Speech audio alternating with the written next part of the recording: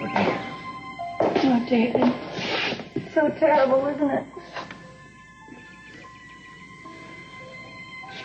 OCC. Sad way to welcome you, David. Glad you're here. We've been waiting for you. Yeah, went to the hospital first. I saw her. I know. Listen, we have a lot to talk about. Why don't I take you up to Madeline's room? You can rest and freshen up. Huh? Come on. Okay, thanks. Courtney, could you take a little walk with me? I'd like to ask you a couple of questions. Of course. You don't mind waiting, Julia? No, not at all. Julia, I am so sorry I forgot my manners. Please make yourself comfortable. I'll be with you in a minute, all right? Thank you. Come on, I'll be back sent up in a second. Courtney, Yes, of course. this won't take long. Take your time.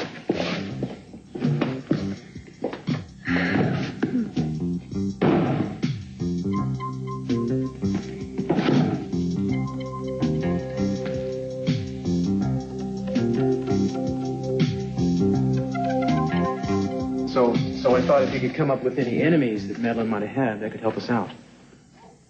Enemies. Well, there were a number of people who misunderstood Madeline, but I wouldn't call them enemies. I mean, everyone knew Madeline was harmless. Really, I got the impression she was capable of doing a great deal of harm, that she was pretty careless with people's feelings. Am I wrong?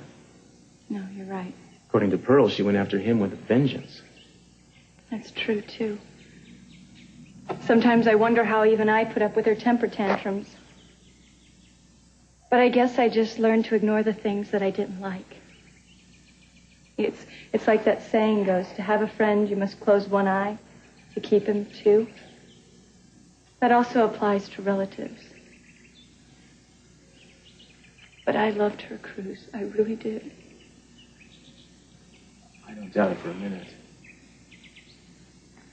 Courtney, the better I understand her, the better chance I'm going to have of figuring this thing out. So whatever you can tell me about her, I'd appreciate it. Well, she was very insecure. So she put up a facade of being a snob. I think I'm one of the few people who really saw how much depth she had and how much compassion she was capable of. Oh, and by the way, I want you to know that I don't think Pearl did this. I want to make you really understand that although at first I accused him of it, I really don't think he did this. Yeah, you certainly did accuse him. But I agree with you. I don't think he did it either. I just had no choice under the circumstances but to arrest him. Courtney, why do you think she made so many visits to this bungalow? I have no idea. She never said a thing to me. I mean, Pearl told me that he drove her there time after time and never knew what was going on, that he just parked the limo and waited till she came out, and that she was always alone, coming and going. Really? She never told me a thing about it. Huh. What about her husband, David? What's he like? Is something the matter? You okay? Yes, I'm sorry. I was just trying to think of a way to answer your question. David, well, you met him. He's very quick to temper, but he's also a very charming, very cosmopolitan man. I suppose that he's used to women being attracted to him. What was their marriage like? I don't know. Madeline never confided in me about her marriage. Do you think they were in love with each other?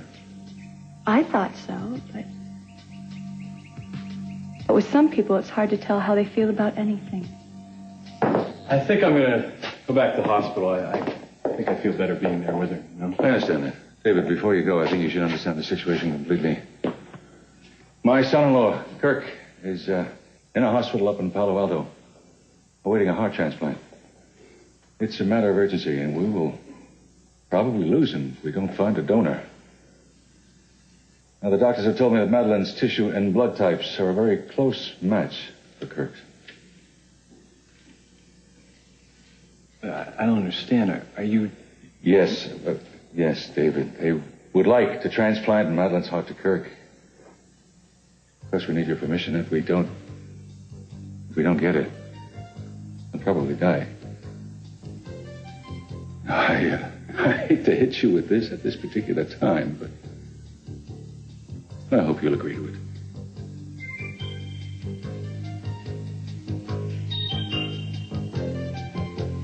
They told me at the hospital that Madeline was considered brain dead. There was no chance of her recovering. Yes, David, that's what they told me, too.